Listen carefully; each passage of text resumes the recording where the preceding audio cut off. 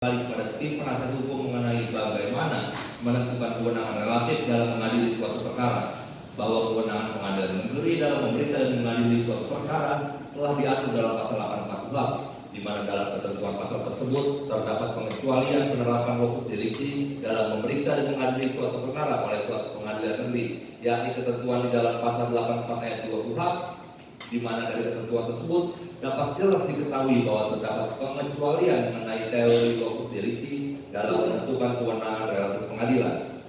Perasa pengadilan negeri yang di dalam daerah hukumnya terdakwa bertempat tinggal, berdiam terakhir di tempat ia ditemukan atau ditahan hanya berwenang mengadili perkara terdakwa tersebut haruslah dimaknai sebagai suatu alternatif elemen, di mana hanya diperlukan pemenuhan dari salah satu elemen dari bunyi pasal tersebut.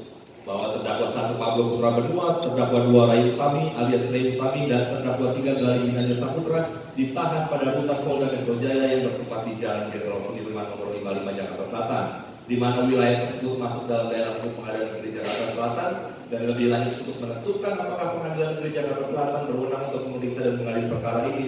Selain tempat penahanan tersebut, harus dicermati apakah sebagian besar tempat tinggal saksi berada di daerah hukum Pengadilan Negeri Jakarta Selatan, yaitu sebagai berikut: saksi Venus Elvos berada di Kabupaten Bogor, saksi Septian Kabupaten Bogor, saksi Sapriani Tangerang Selatan, saksi Mona Lisa Jakarta Selatan, saksi Selamat Cipta di Jakarta Selatan, dan Muhammad Hatta Komisioner Jakarta Selatan, Diki Septoni Jakarta Utara, Iketut Sukarta Depok, Intan Ikrasia Tangerang Selatan, Indra Tarigan Jakarta Selatan, Data Kabupaten Cianjur, saksi Hendy Dermawan Kabupaten Bogor, Dedi M. Kurniawan Kabupaten Bogor, dan saksi Mas Rawli Kabupaten Bogor, Kumalasari Jakarta Timur, Radina Afrano Jakarta Selatan, Andra Dwi dan Ahmad Fajar serta Sandi Purwanto yang masing-masing beralamat di Jakarta Selatan. Dari uraian tersebut jelas terlihat bahwa jumlah saksi yang bertempat tinggal di daerah hukum Pengadilan Negeri Jakarta Selatan adalah sebanyak 7 orang, sedangkan sisanya tersebar di berbagai daerah hukum Pengadilan Negeri lain di luar Pengadilan Negeri Jakarta Selatan, di antaranya Pengadilan Negeri Jakarta Utara, Jakarta Timur, Tangerang, serta Depok, yang baik secara jarak maupun secara waktu lebih dekat pada Pengadilan Negeri Jakarta Selatan dibandingkan Pengadilan Negeri Cibinong sebagaimana didalilkan oleh tim penasihat hukum terdakwa. Pendapat penuntut umum tersebut sejalan dengan pendapat M. Yahya Harahap dalam bukunya yang berjudul Pembahasan Permasalahan dan Penerapan KUHP, Pemeriksaan Sidang Pengadilan Banding Kasasi dan Peninjauan Kembali terbitan Sinar Grafika halaman 101 yang pada pokoknya menyatakan, sekalipun terdakwa melakukan tindak pidana di daerah hukum Pengadilan Negeri Bogor, kewenangan relatif pengadilan ini dapat dikesampingkan apabila terdakwa ditahan di Pengadilan Negeri Sukabumi dan saksi-saksi yang hendak diperiksa sebagai besar bertempat tinggal atau lebih besar ke daerah hukum Pengadilan Negeri Sukabumi. Dari uraian di atas, tidak selamanya locus delicti bersifat menentukan kewenangan relatif mengadili suatu perkara, akan tetapi asas locus delicti dapat dikesampingkan melalui penerapan pasal 84 ayat 2 KUHP. Pasal 84 ayat 2 KUHP juga lebih menitik beratkan kepentingan kepraktisan pemeriksaan di persidangan dan dapat dinilai sebagai aturan yang bersifat realistis sekaligus terkandung penghitungan terhindarnya hambatan pemeriksaan saksi yang akan didengar, dan sepantasnya penuntut umum benar-benar memperhatikan asas ini agar jalannya pemeriksaan terhindar dari hambatan. Itu berikut itu kita ambil dari kutipan buku tersebut yang dia.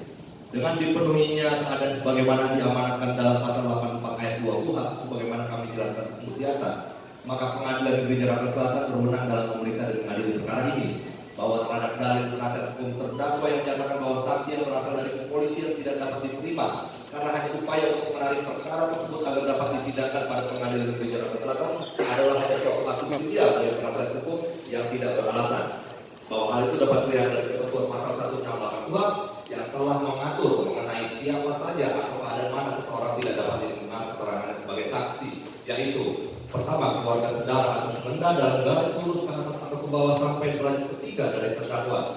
Kedua, saudara dari terdakwa atau yang bersama-sama sebagai terdakwa, saudara ibu atau saudara bapak, juga mereka yang punya hubungan kartu perkawinan dan anak-anak saudara terdakwa sampai derajat ketiga. Suami atau istri terdakwa meskipun sudah bercerai atau yang bersama-sama sebagai terdakwa. Dan dari ketentuan tersebut tidak ada satupun kata atau frasa yang menunjukkan bahwa anggota kepolisian tidak dapat diajukan sebagai saksi ke muka persidangan.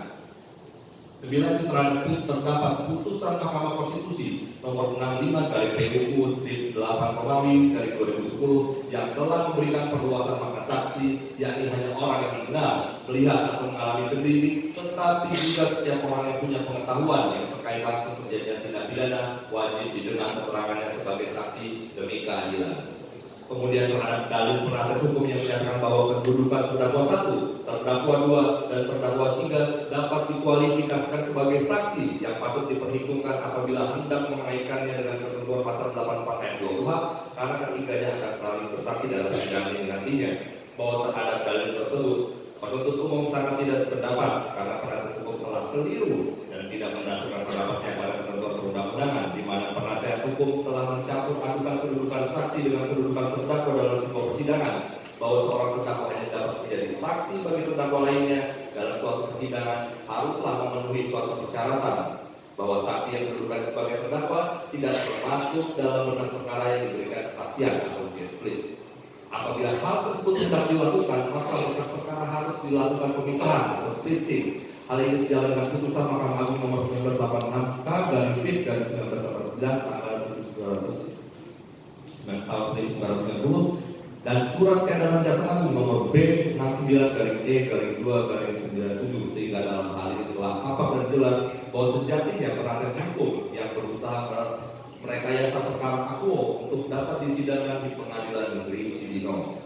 Bahwa dari uraian-uraian tersebut adalah jelas dan berkepastian hukum apabila majelis hakim menolak dalil eksepsi dari masing-masing penasihat hukum terdakwa, yaitu terdakwa 1 Pablo Putra Benua, terdakwa 2 Ray Utami alias Ray Utami, dan terdakwa 3 Galih Ginanjar Saputra terhadap kewenangan relatif Pengadilan Negeri Jakarta Selatan. Kedua, keberatan terhadap surat dakwaan penuntut umum sehingga harus dinyatakan batal demi hukum atau setidak-tidaknya tidak dapat diterima. Majelis Hakim yang mulia, para terdakwa dan tim penasihat hukum serta hadirin yang kami hormati, bahwa KUHP sendiri telah mengatur mengenai surat dakwaan di mana dalam pasal 143 ayat 2 KUHP menyatakan bahwa penuntut umum membuat surat dakwaan yang diberi tanggal dan ditandatangani serta berisi nama lengkap dan identitas lengkap serta uraian cermat, jelas dan lengkap mengenai tindak pidana yang didakwakan dengan menyebutkan waktu dan tempat tindak pidana yang dilakukan. Bahwa surat dakwaan penuntut umum dalam perkara ini telah disusun dengan mencantumkan identitas lengkap para terdakwa, di mana dalam persidangan pertama para terdakwa telah membenarkan identitasnya tersebut serta telah juga menyebutkan waktu dan tempat tindak pidana itu dilakukan dengan cermat, jelas dan lengkap untuk kemudian diberi tanggal dan ditandatangani. Mengenai dalil penasihat hukum yang menyatakan bahwa surat dakwaan penuntut umum harus dinyatakan batal demi hukum, maka hal tersebut perlu merujuk pada ketentuan pasal 143 ayat 3 KUHP yang menentukan hal-hal apa saja yang dapat membuat suatu surat dakwaan menjadi batal demi hukum, yaitu surat dakwaan yang tidak menguraikan secara cermat, jelas dan lengkap mengenai tindak pidana yang didakwakan dengan menyebutkan waktu dan tempat tindak pidana yang dilakukan. Bahwa perlu kami kemukakan melalui sidang pada hari ini, penuntut umum dalam menyusun surat dakwaan telah mengacu pada pasal 143 ayat 2 KUHP, di mana dalam surat dakwaan penuntut umum telah menguraikan identitas, fakta perbuatan, termasuk lokus dan serta material base, termasuk penerapan ketentuan pidana yang didakwakan. Namun terhadap pembuktiannya, penuntut umum tidak akan menanggapi hal tersebut, mengingat hal tersebut telah masuk ke dalam pokok pemeriksaan perkara sehingga adalah jelas dan berkepastian apabila majelis hakim menolak eksepsi penasihat hukum terdakwa yang demikian. Majelis Hakim yang mulia, para terdakwa dan tim penasihat hukum serta hadirin yang kami hormati, berdasarkan pendapat kami sebagai jaksa penuntut umum terhadap keberatan atau eksepsi penasihat hukum yang diuraikan tersebut di atas, kami berkesimpulan kiranya majelis hakim sependapat dengan kami bahwa keberatan atau eksepsi terdakwa 1 Pablo Putra Benua, terdakwa 2 Ray Utami alias Ray Utami, dan terdakwa 3 Galih Ginanjar Saputra melalui penasihat hukumnya tidak beralasan untuk diterima. Hal tersebut kami maksudkan demi terwujudnya penegakan hukum yang benar, terciptanya kepastian hukum untuk keadilan di atas kebenaran, bukan atas dasar kepentingan perorangan pribadi maupun golongan, maupun penyaluran luapan emosional yang dapat menyimpangkan pelaksanaan hukum. Untuk itu kami mohon kepada majelis hakim supaya memutuskan sebagai berikut. Pertama, menolak untuk seluruhnya keberatan penasihat hukum terdakwa 1 Pablo Benua, terdakwa 2 Ray Utami alias Utami, dan penasihat hukum terdakwa 3 Galih Ginanjar Saputra.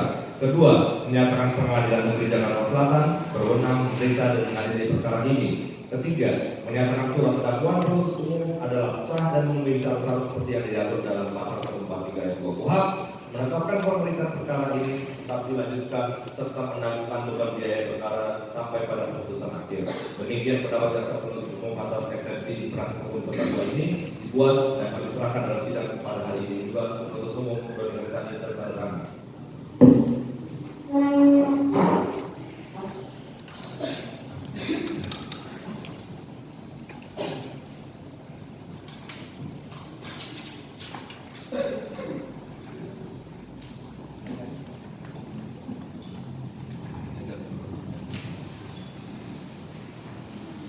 Baik, demikian ya, sudah kita dengar bersama-sama tanggapan penuntut umum atas keberatan yang diajukan oleh Abdul Rey Khalid. Berikutnya majelis akan menelaah sebaik-baiknya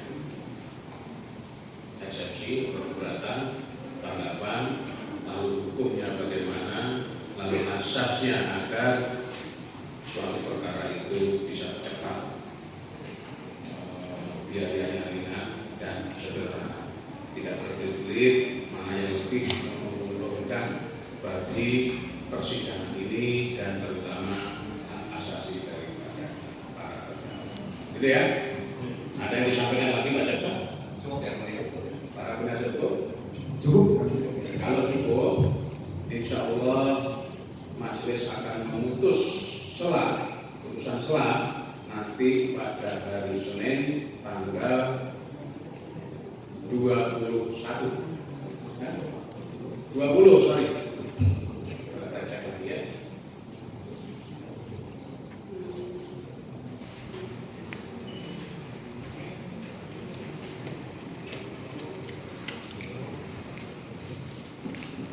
Ya, info dari kepaniteraan bahwa kemarin email yang dikirim oleh para penasihat hukum itu formatnya PDF.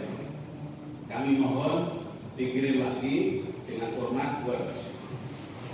Ya, kemarin PDF. Ya, formatnya. Ya, formatnya PDF kemarin. Ya, kalau PDF kan nggak bisa di copy, nggak bisa di ini ya. Jadi supaya tidak lagi bisa langsung lewat email aja. Ya, email kami di situ nanti di foto lalu kirim lagi ke email. Termasuk tanggapan dari jaksa. Ya, kirim ke email dalam waktu atau kesempatan pertama. Ya, sebelum kami bermusyawarah sehingga sudah bisa masing-masing mempunyai dalam laptopnya masing-masing sehingga kita bisa menelaah kemudian bagaimana putusan ini menurut hukum yang betul. Ya.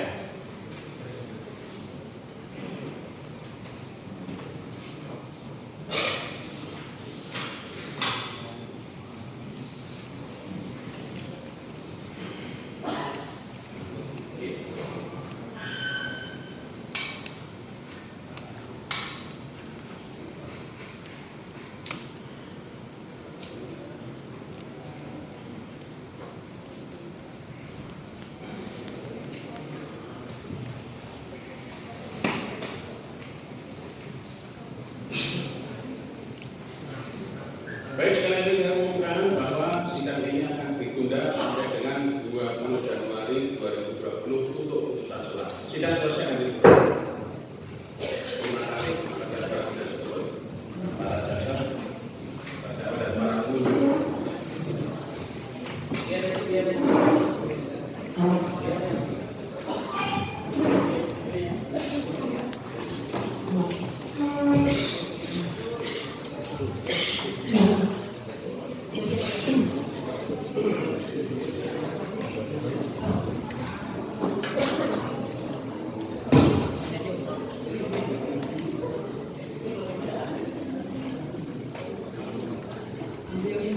Ambil limoy.